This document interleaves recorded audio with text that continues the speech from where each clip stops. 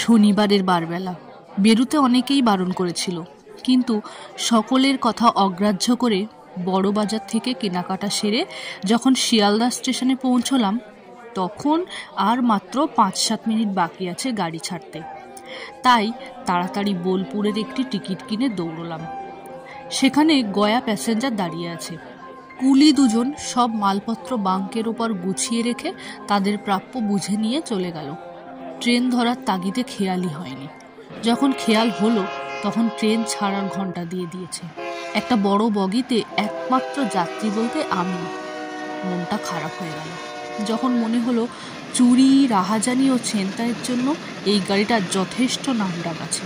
একটা মাত্র আলো শিবরাত্রির সলতের মতন জ্বলছে। সারা বগিটার মধ্যে যেন একটা আলো আধারির খেলা চলছে। নিজেকে কিরকম যেন অসহায় মনে হতে লাগলো। দুর্গা নাম স্মরণ করে সাহসে ভর দিয়ে দরজার ছিটকিনিগুলো লাগিয়ে দিয়ে এবং মালপত্রগুলো গোছগাছ করে বসে পড়লাম। নমস্কার, গল্পের মাঝে পরিবারের পক্ষ থেকে আপনাদের সবাইকে স্বাগত। আজকের গল্প নিমাই ভট্টাচার্যের অবিশ্বাস্য। গাড়ি চলতে শুরু করেছে। চিন্তা করছিলাম ছেলে মেয়ে ও স্ত্রীর কথা, এখন তারা কি করছে। আর এই সব ঝামেলা আমার মাথার উপর চাপিয়ে দেওয়ার জন্য মনে মনে স্ত্রীকে খুব গালিগালাজ করছিলাম। আমি যেখানটায় বসেছিলাম সেখান থেকে ওপাশের বাথরুমটা পরিষ্কারই দেখা যায়। এক মনে চিন্তা করছি। ঠিক সেই সময় বোলপুরের কিঙ্করবাবু বাথরুম থেকে হাসতে হাসতে আমারই সামনে বসে পড়লেন। কিঙ্করবাবুকে দেখা মাত্র কেমন যেন হতবাক হয়ে গিয়েছিলাম। দরজা তো ভেতর থেকে বন্ধ, তবে এই চলতি গাড়িতে এলেন কেমন করে? এই সব যখন চিন্তা করছি, কিঙ্করবাবুই তার সমাধান করে দিলেন। বললেন, তা ভাইয়ের কি শ্বশুরালয়ে যাওয়া হচ্ছে? আগে হ্যাঁ, কিন্তু আপনি?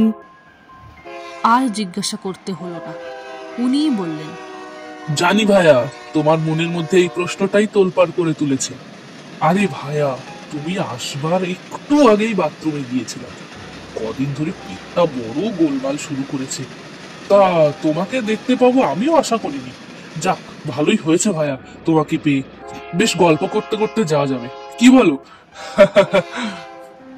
যুক্তিটা মনে মনে মেনে নিলাম। জিজ্ঞাসা করলাম, তা আপনি হঠাৎ এ সময় এখানে? আপনি তো কোথাও বড় একটা বার হন না শুনেছি। আর বলো কেন ভাইয়া, আত্মীয় স্বজনে ভর্তি বাড়ি, যেন গম গম করছে।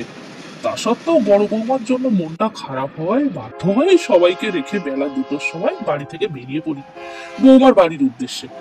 শিবপুরে এসে যখন পৌঁছলাম তখন সন্ধ্যা হবু হবু। এসেই শুনি বৌমার একটি পুত্র সন্তান হয়েছে ঠিক বেলা 2টার সময়। তাই আর দেরি না করে এই রাত্রে ট্রেনে যাওয়াই স্থির করে সেই শুভ সংবাদ বয়ে নিয়ে চলেছি। তুমি তো জানো, বড় ভাগ্নের বিয়ে আমি নিজে দেখে দিয়েছি। বড় বৌমা আমার ঘরের লক্ষ্মী, আমি কি না এসে থাকতে পারি? এতগুলো কথা একসঙ্গে বলে একটা বিড়ি ধরিয়ে চুপচাপ টানতে লাগলেন। আজ যেন কিঙ্করবাবুকে কেমন কেমন মনে হতে লাগলো। দেখে মনে হয় ওর যথা সর্বস্ব কেউ চুরি করে নিয়ে গেছে। চুলগুলো কেমন এলোমেলো, চোখ দুটো যেন কোটরের মধ্যে ঢুকে আগুনের ভাটার মতো জ্বলছে। গলার স্বরটাও যেন ক্ষীণ শোনাচ্ছে। মনে হচ্ছে বহু দূর থেকে কে যেন কথা বলছে। সে চেহারায়ও যেন সেই সুন্দরতা আর নেই। মনে হয় সারা শরীরকে ঝলসে দিয়েছে। কাপড়টা ছেঁড়া, এক পা ধুলো ভর্তি। আজকের কিঙ্করবাবু আর সেদিনের কিঙ্করবাবু আকাশ পাতাল তফাৎ। অথচ বোলপুরে একে চেনে না এমন লোক বোধহয় খুব কমই আছে। বিরাট অবস্থা। নিজের ছেলে মেয়ে বলতে কেউ নেই। ওই ভাগ্নে দুজনকে নিজের কাছে রেখে মানুষ করেছেন, তাদের বিয়ে থা দিয়েছেন। এখন তারাই এনার সব। তারাই এনার ব্যবসাপত্তর, জমি জমা সব দেখাশোনা করে। শখের মধ্যে যার দুবেলা ইস্ত্রি করা জামা কাপড় না হলে চলে না, সে কিনা এই ছেঁড়া পোশাকে আমারই সামনে এই অবস্থায় ট্রেনে যাচ্ছে। কিন্তু কেন? হঠাৎ কিঙ্করবাবু বললেন, আরে ভাইয়া তো অনেক রকম বাজার করেছে দেখছি। তা গীতার বিয়ে তাহলে বেশ ভালোভাবেই হচ্ছে? বললাম, সবই আপনাদের আশীর্বাদ। আমাদের আশীর্বাদ সব সময়ই আছে ভাইয়া। তা ছেলেটি বেশ ভালোই, যেমন সুন্দর চেহারা তেমনি সুন্দর মন, সর্বদাই হাসি খুশি। জানো ভাইয়া, একবার জিজ্ঞেস করেছিলাম, হ্যাঁ রে বিয়েতে কি কি পাচ্ছিস? তাতে কি বললে জানো? কি হবে ওই সামান্য যৌতুক নিয়ে? যাকে নিয়ে সারা জীবন ঘর করতে হবে, তার মধ্যে ওই সামান্য যৌতুক যে সবসময় মনে করিয়ে দেবে নিজের অক্ষমতা। তাই তো বলে দিয়েছি, আমার কোনো দাবিই নেই। ভাবো তো, এই রকম চিন্তা যদি সব ছেলে মেয়েদের মধ্যে থাকতো, তাহলে আর মেয়ের বাপেরা সর্বশান্ত হতো না। লোভকে কতখানি দমন করতে পারলে এই ধরনের কথা বলা যায়। তাই তো আশীর্বাদ করছি ভাইয়া, ওদের বিয়ে সার্থক হোক, ওরা সুখী হোক। ভাইয়া, আমার এই ঘড়িটা ও টাকাগুলো তোমার ওই তরকারির বস্তার মধ্যে ঢুকিয়ে রাখো তো। শুনেছি ট্রেনটা ভালো না। একটা কাগজে মুড়ে গোটা কতক টাকা ও ঘড়িটা আমার হাতে দিলেন। যুক্তিটা ভালোই মনে করে আমিও আমার ঘড়ি, আংটি আর কিছু টাকা একটা রুমালে বেঁধে তরকারির বস্তার মাঝামাঝি জায়গায় রেখে দিলাম। কিঙ্করবাবুর উপস্থিতিটা আমার খুব অস্বস্তি লাগছিল, তাই বারবার বগিটার ওপাশে গিয়ে ধূমপান করতে হচ্ছিল। কিঙ্করবাবু বোধহয় আমার মনের কথাটা টের পেয়েছিলেন, তাই একটা বিড়ি বাড়িয়ে ধরলেন আমার সামনে। আমি ইতস্তত করছি দেখে হাসতে হাসতে বললেন, ভাইয়া, ছেলেরা বড় হলে তাকে ঠিক বন্ধুর মতন করে নিতে হয়। এতে লজ্জা পাবার কিছু নেই, অসংকোচে ধরিয়ে ফেলো। আমিও আর দ্বিরুক্তি না করে বিড়িটা সদ্গতি করলাম। কিঙ্করবাবু চোখ বুঝে বিড়ি টেনে চলেছেন দেখে আমিও জানালার বাইরে দূরে, বহু দূরে ঘুমন্ত গ্রামগুলোর দিকে তাকিয়ে হারিয়ে যাই কোনো এক অজানা স্বপ্নপুরীর উদ্দেশ্যে। তাকিয়ে থাকি জ্যোৎস্নায় স্নাত মাঠ, ঘাট, বন প্রান্তরের দিকে। সম্ভবত আজ পূর্ণিমা। পূর্ণিমার পূর্ণ আলোয় সারা পৃথিবী যেন অবগাহন স্নান করছে, ঠিক যেন একটা স্বপ্নলোকের ভেতর দিয়ে ছুটে চলেছে আমাদের যন্ত্রদানবটা। দানবটার গর্জনে আকাশ বাতাস কেঁপে উঠছে। সেই ভয়ে শিশুরা সব মায়ের বুকে মুখ লুকিয়ে চুপটি করে শুয়ে আছে। গাছগুলোও সব ভয়ে পিছন দিকে ছুটে পালাচ্ছে। তারই মধ্যে দিয়ে দানবটা গর্জন করতে করতে ছুটে চলেছে সামনের দিকে। আরও একজন সমান তালে ছুটে চলেছে তার হাসি মুখ নিয়ে। দেখে মনে হয় দুজনেরই চলার শেষ নেই। হঠাৎ কল্পলোক থেকে ফিরে এলাম পাশ দিয়ে চলে যাওয়া বিকট এক দানবের গর্জনের আওয়াজে। ঘুরে দেখি কিঙ্করবাবুর চোখ দুটো খোলা রেখে মুখটা হাঁ করে ঘুমাচ্ছেন, যেন একটা মরা মানুষকে কেউ বসিয়ে রেখে গেছে। বগির ভিতর অল্প আলোয় কিঙ্করবাবুর মুখটা দেখে বেশ ভয় ভয় করতে লাগলো। আবার একটা সিগারেট ধরিয়ে বাহিরের দিকে তাকিয়ে বসে রইলাম। রাত 11টা হবে। এইবার গাড়ি ব্যান্ডেলে পৌঁছবে।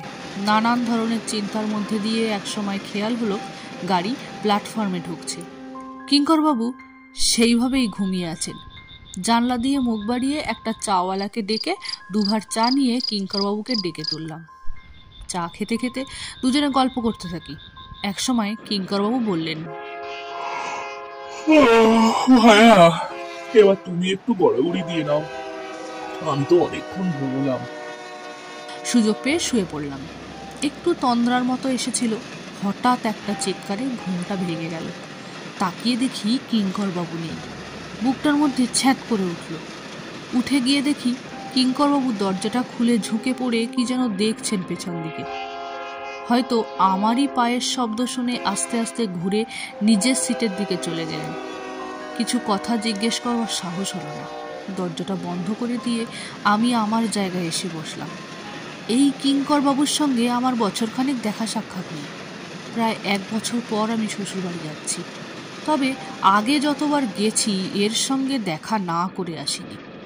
এনার অমায়িক ব্যবহার যেন বারবার হাতছানি দিয়ে ডাকে। কিন্তু আজ কেবলই মনে হচ্ছে এই কিঙ্করবাবুর মধ্যে কোথায় যেন একটা বিরাট তফাৎ উঁকি মারছে। শক্তিগড় বহুক্ষণ পার করে এসেছি। বর্ধমান আসতে আর বেশি দেরি নেই। তাই আর না ঘুমিয়ে জেগে বসে রইলাম। ওদিকে কিঙ্করবাবুও চোখ বন্ধ করে চুপচাপ বসে আছেন। রাত্রি এখন প্রায় 2টো হবে। ঠান্ডাটা বেশ জাঁকিয়ে পড়াতে শীত শীত করছে। একসময় বর্ধমানে গাড়ি থামতে কিঙ্করবাবু উঠে পড়লেন। বললেন, একটু বসো ভাইয়া, আমি আসছি। বলেই এমন করে চলে গেলেন মনে হলো যেন হাওয়ায় মিশে গেলেন। তার ঠিক একটু পরেই একজন চেকার গাড়িতে উঠলেন টিকিট চেক করতে। আমাকে একা দেখে বেশ আশ্চর্য হয়েই প্রশ্ন করলেন, এত বড় কামরায় এত মাল নিয়ে এই রাত্রের গাড়িতে যাওয়া মোটেই উচিত হয়নি আপনার। একটু আগেই শক্তিগড়ের কাছে একজন নামকরা গুন্ডা গাড়ি থেকে পড়ে মারা গেছে। এই বলে ভদ্রলোক চলে গেলেন এবং যাওয়ার সময় সাবধানে থাকতে বলে গেলেন আমাকে। ভদ্রলোকের কথা শুনে চিন্তার ঝড় বয়ে চলে মনের মধ্যে। শক্তিগড়ের কাছাকাছিই তো কিঙ্করবাবু দরজা খুলে বাইরে কি যেন দেখছিলেন। একটা চিৎকারেই তো আমার ঘুমটা ভেঙে গিয়েছিল। তবে কি আর চিন্তা করতে পারলাম না। কিন্তু এ কি, গাড়ি তো চলতে শুরু করেছে অনেকক্ষণ, কিঙ্করবাবু কোথায়? একটা অজানা আশঙ্কায় বুকের ভেতর দূর দূর করতে লাগলো। জানলা থেকে পিছনে ফেলে আসা অন্ধকারে আচ্ছন্ন প্ল্যাটফর্মের দিকে তাকিয়ে কিঙ্করবাবুকে খোঁজার চেষ্টা করছি। এমন সময় একখানা হাত আমার কাঁধের উপর পড়ায় আটকে উঠে ফিরেই দেখি বিরাট এক ঠোঙা খাবার হাতে নিয়ে কিঙ্করবাবু সেই প্রাণ কাঁপানো হাসি হেসে চলেছেন। আমার ফ্যাকাশে মুখের দিকে তাকিয়ে নিজেই আকস্মাৎ বলে উঠলেন, এই দরজায় দাঁড়িয়ে চাঁদের লুকোচুরি খেলা দেখছিলাম, তাই খেয়ালই ছিল না তোমার কথা। এসো এসো, খাওয়া যাক, ভীষণ খিদে পেয়েছে। বলে নিজেই দুটো জায়গা করে খাবার ভাগ করলেন। খাবারের পরিমাণ দেখে আমার চোখ তো ছানা পড়া। এত খাবার জীবনে কোনো দিনই খাইনি। বিশেষ করে মিষ্টি তো খেতেই পারি না। তাই ওরই মধ্যে সামান্য কিছু নিয়ে বাকিটা কিঙ্করবাবুর পাতে তুলে দিই। তাই দেখে কিঙ্করবাবুর হাসি আর ধরে না। বললেন, ভায়া, তোমাদের বয়সে আমরা কবজি ডুবিয়ে খেতাম আর পাহাড় ভেঙে বেড়াতাম, আর তোমরা মানে আজকের এই যুবক সম্প্রদায় সে তুলনায় খেতেই পারে না। অবশ্য এর জন্য তোমাদেরই বা দায়ী করি কি করে?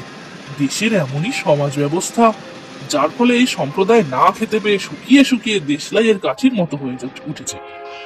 জানো, আমার যদি ক্ষমতা থাকতো তাহলে ওই শুকিয়ে যাওয়া কাঠিগুলোর মাথায় এমন একটা বারুদের খোল দিয়ে ঘষা দিতাম, যার ফলে সব কাঠিগুলো একসঙ্গে জ্বলে উঠত। আর সেই আগুনে সব জ্বালিয়ে পুড়িয়ে আসল সোনার রং ধরিয়ে দিতাম বাংলার প্রতিটি ঘরে ঘরে। তাই তো বলি ভায়া, কবজি ডুবিয়ে খাবে, পাহাড় ভেঙে বেড়াবে, আর মনকে করবে নির্ভীক। দেখবে সেখানে থাকবে না কোনো ভয়। নাও নাও নাও, আরম্ভ করো। খাওয়ার শেষে ওয়াটার বোতল থেকে খানিকটা করে জল দুজনে খেয়ে একটা সিগারেট ধরালাম। কিঙ্করবাবু নিজে একটা বিড়ি ধরিয়ে চোখ বুজে ধ্যানমগ্ন অবস্থায় বসে রইলেন। সারা দিনের ক্লান্তিতে কখন যেন ঘুমিয়ে পড়েছিলাম। হঠাৎ কিঙ্করবাবুর ডাকে ধর্মর করে উঠে বসি। অজয় নদী পার হচ্ছে ভায়া, মালপত্র সব ঠিক করে নাও। বাইরে চাঁদের আলোটা কেমন যেন একটা ঘুমন্ত স্বপ্নপুরীর মতন দেখাচ্ছিল। আস্তে আস্তে প্ল্যাটফর্মে গাড়িটা দাঁড়াতে কিঙ্করবাবু আর আমি মালপত্র সব ধরাধরি করে প্ল্যাটফর্মের একটা গাছতলায় জড়ো করে রাখলাম। ঠান্ডাটাও বেশ পড়েছে। হিমশীতল জ্যোৎস্না আলোকিত প্ল্যাটফর্মে আমরাই মাত্র দুজন যাত্রী। একজন স্বপ্নলোকের মধ্যে আকুলি বিকুলি হয়ে কি যেন দেখার চেষ্টা করছে, আর ওই চাহনির মধ্যে কাকে যেন খুঁজে বেড়াচ্ছে। তা ভায়া কি এই রাত্রেই বাড়ি যাবে, না বাকি রাতটুকু এখানে কাটিয়ে ভোরবেলায় যাবে? তাই তো ভাবছি। আর তো মাত্র ঘন্টা 2 রাত আছে। এত মালপত্র নিয়ে যাওয়াটা কি ঠিক হবে? তাহলে এক কাজ করো, এসো ভায়া, বাকি রাতটুকু দুজনে গল্প করে কাটিয়ে দিই। অগত্যা দুজনে গাছতলার বাঁধানো জায়গায় বসে পড়লাম। চারিদিকে নিস্তব্ধ। দূরের লাইটগুলো যেন এক একটা প্রদীপের মতন টিম টিম করে জ্বলছে।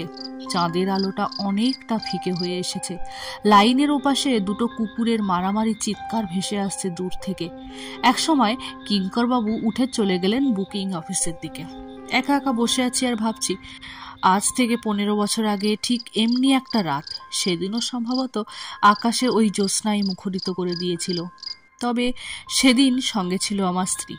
পরিচয় করিয়ে দিয়েছিল রবীন্দ্রনাথের তীর্থভূমির সঙ্গে লালমাটির এই দেশ, আম্রকুঞ্জের ছায়ায় স্থাপিত শান্তিনিকেতনের সঙ্গে। আজ তার কত পরিবর্তন। হঠাৎ চমক ভাঙল একটা মালগাড়ির আওয়াজে। তারই পিছনের লাল আলোটা ধীরে ধীরে দূর থেকে দূরে মিলিয়ে যেতে লাগলো কোনো এক নাম না জানা দেশের উদ্দেশ্যে। ফিরে দেখি একজন পাহারাদার ধীরে ধীরে এগিয়ে আসছে আমার দিকে। বাবু সাহেব কি কলকাতা সে আসছেন? কোথায় যাবেন? যাব সুরিপাড়ায়। শ্বশুরমশাইয়ের নাম বলাতে বুঝলাম শ্বশুরমশাইকে চেনে।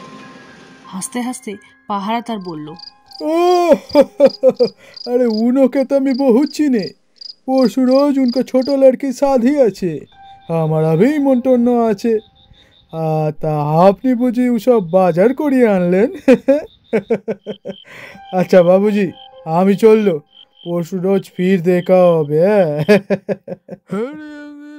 চলে গেল একটা দেশওয়ালি সুর ভাসতে ভাসতে। কিঙ্করবাবু দুবার চা নিয়ে হাজির। ভোর ৩-৪টার সময় চা কোথায় পেলেন চিন্তা করছি। এমন সময় উনি হাসতে হাসতে বললেন, একজনকে ডেকে তুলে চা করিয়ে নিয়ে আসতে হলো। চা খেতে খেতে গল্প করছি। এক সময় বললাম, আপনি বরং বাড়ি চলে যান, মিছিমিছি আমার জন্য এই ঠান্ডায় কষ্ট পাচ্ছেন। হাসতে হাসতে কিঙ্করবাবু বললেন, বুঝলে ভায়া, সবই মায়া, আর এই মায়া আছে বলেই মানুষ বারবার পৃথিবীতে জন্ম নেয়। আত্মীয় স্বজন বন্ধু বান্ধবকে তাই মায়ার বাঁধনে জড়িয়ে থাকতে হয়। অহেতুক উতলা হয়েও না, একসঙ্গেই যাওয়া যাবে। অগত্যা বসে বসে গল্প করতে লাগলাম। একসময় পূর্ব গগনে একটা ক্ষীণ আলোর রেখা ধীরে ধীরে তার মিষ্টি আলোর ধারা ছড়িয়ে দিতে লাগলো এই মর্তের পৃথিবীতে। হঠাৎ কিঙ্করবাবু কেমন যেন চঞ্চল হয়ে উঠলেন। দুটো বিড়ি বার করে একটা আমার দিকে বাড়িয়ে ধরে বললেন, ভায়া, তুমি একটু বসো, আমি ওই মাঠটা দিয়ে ঘুরে আসি একবার। আলোর রেখাটা ধীরে ধীরে বড় থেকে বড় হয়ে ভরিয়ে তুলেছে আলোর বন্যায়। সেই আলোর পরশে পাখিরা সব গান ধরেছে দিনমণির আগমনের অপেক্ষায়। ২-১জন করে লোক চলতে শুরু করেছে, কিন্তু কিঙ্করবাবুর আর আসার নাম নেই। যেন হারিয়ে গেছে লোকটা। অনেকক্ষণ বসে আছি, চলে যাব কিনা ভাবছি। এমন সময় আমারই বড় শালা সুঁড়িপাড়া থেকে বেরিয়ে লাইন পার হয়ে দোকান খোলার উদ্দেশ্যে এদিকেই আসছে। আমাকে ওই অবস্থায় দেখে প্রশ্ন করলো, আরে কি ব্যাপার, এখানে বসে রিক্সা পাননি বুঝি? আরে না হে, তোমাদের কিঙ্কর বাবু আমাকে বসতে বলে সেই যে গেলেন ওই মাঠটার দিকে, এখনো পর্যন্ত তার ফেরার নাম নেই। শালাবাবু কিছুক্ষণ অবাক বিস্ময়ে তাকিয়ে তাড়াতাড়ি একটা রিক্সা ডেকে মালপত্র তুলে সুরিপাড়ার দিকে রওনা হলো আমাকে নিয়ে। পথে যেতে যেতে যতবারই কিঙ্করবাবুর কথা তুলি ততবারই অন্য প্রসঙ্গে চলে যায় শালাবাবু। তবে কি কিঙ্করবাবুদের সঙ্গে এদের কথা বন্ধ নাকি? হয়তো সেই কারণে শুনতে চাইছে না কিঙ্করবাবুর কথা, তাই হয়তো বারবার অন্য প্রসঙ্গে চলে যাচ্ছে। মনে মনে বিরক্তি বোধ হতে লাগলো বড় শালাটির ওপর। রিক্সা চৌমাথা হয়ে সোজা উত্তরে উকিলপট্টির দিকে চলতে লাগলো। আর সামান্য পথই বাকি আছে। একসময় শ্বশুর বাড়ির দরজার সামনে এসে রিক্সা দাঁড়ায়। আমাকে দেখে স্ত্রী, ছেলে মেয়ে, শ্বশুর শাশুড়ি ও আত্মীয় স্বজন সবাই বেরিয়ে সদরে এলো। চেয়ে দেখি পাশেই কিঙ্করবাবুদের বাড়িটা তখনও ঘুমে অচেতন। শাশুড়ি ঠাকুরন দাওয়ায় একটা মাদুর পেতে দিলেন। হাত মুখ ধুয়ে এসে বেশ আরাম করে বসলাম। সঙ্গে সঙ্গে ছোট শালিটি 1 কাপ গরম চা এনে দিল এবং বেশ আমেজ করেই খেতে লাগলাম। আদর আপ্যায়নের বহরে সমস্ত ক্লান্তি যেন সরে যেতে লাগলো। হাজার হোক বড় জামাই তো। আমার মাল নাবাতেই ব্যস্ত বড় শালাকে দেখেই মনে পড়ে গেল কিঙ্করবাবুর কথা। জিজ্ঞেস করলাম, হ্যাঁ, কিঙ্করবাবু ফিরেছে কিনা একবার খোঁজ নিয়েছো? না আমার জন্য তিনি আবার স্টেশনেই দৌড়াদৌড়ি করছেন? কি ভাববেন ভদ্রলোক, সারা রাত একসঙ্গে এলাম, আমাকে কত খাওয়ালেন, আদর যত্ন করলেন, আর আমি কিনা তাকে রেখেই চলে এলাম। একসঙ্গে এতগুলো কথা বলে তাকিয়ে দেখি বাড়ি শুদ্ধ সবাই হাঁ করে চেয়ে আছে আমার দিকে। ওদের চাহনিতে নিজেকে কেমন বোকা বোকা মনে হতে লাগলো। এবং শাশুড়ি ঠাকুরন প্রশ্ন করলেন, আমি কার কথা বলছি? আমি কি সত্যি বলছি কিঙ্করবাবু গত রাত থেকে আমার সঙ্গে ছিলেন? তখন আমি শাশুড়ি ঠাকুরনকে বললাম, হ্যাঁ মা, আমি মিথ্যে বলবো কেন? ব্যাস আমার উত্তর পেয়েই এ আমার কি হলো রে বলে চেঁচিয়ে হাউমাউ করে কাঁদতে শুরু করলেন শাশুড়ি। সামনে বড়শালাকে দেখে বললেন, কিঙ্করবাবুর বড় ভাগ্নিকে তাড়াতাড়ি একবার ডেকে আনতে। এবার বিস্ময়ের পালা আমার। মাথাটা কেমন যেন গোলমাল হয়ে যাচ্ছে এদের সব কাণ্ড দেখে। মনে হচ্ছে আমি এবার কেঁদে ফেলবো। বিস্ময়ের পর বিস্ময়। কিছুক্ষণের মধ্যেই কিঙ্করবাবুর 2 ভাগ্নে আমার সামনে এসে হাজির। তাকে দেখা মাত্র শাশুড়ি ঠাকুরন বলতে লাগলেন। ধীরেনকে দেখা মাত্র শাশুড়ি ঠাকুরন তাকে বললেন, আমি তার বড় জামাই, আমার সঙ্গে নাকি তার মামার দেখা হয়েছে আর আমি কি সব বলছি সেটা তাকে শুনতে। ছোট শালিটিও দেখি তার মায়ের সঙ্গে সুর মিলিয়ে একপাশে দাঁড়িয়ে কাঁদছে। আমার স্ত্রী ও ছেলে মেয়ে সবাই একই সুরে সুর মিলিয়ে দূরে দাঁড়িয়ে কাঁদছে। শ্বশুর মশাই মাথায় হাত দিয়ে একপাশে চুপটি করে বসে আছেন।